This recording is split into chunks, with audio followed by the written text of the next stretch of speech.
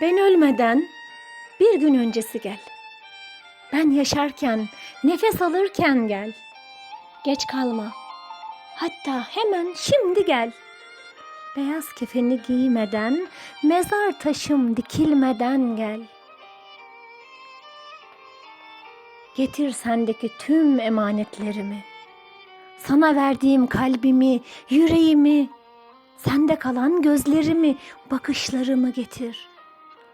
Attığım sevinç çığlıklarımı, kahkahalarımı getir bana. Sana giderken ki ayak izlerimi getir.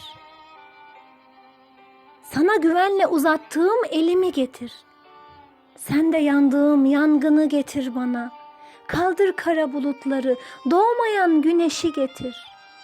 Doğmayan güneşi getir. Gelirken o çok sevdiğim anneni getir. Son defa onun yaprak sarmasından, su böreğinden getir. O çok sevdiğim babandan bana selam getir. Ona pişirdiğim kahveden bir de cigarasından getir. Gelirken yanında sakladığın bir mendil getir. Benim akan gözyaşlarımı sen, seninkilerini bana sildir. Ben yaşlandım, bana dayanacak bir değnek getir. Gözlüğüm de kırıldı, büyük numara gözlük getir.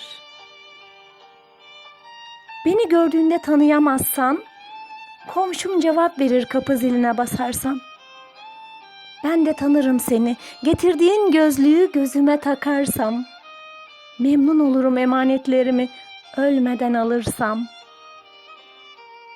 Ben yaşarken, nefes alırken gel.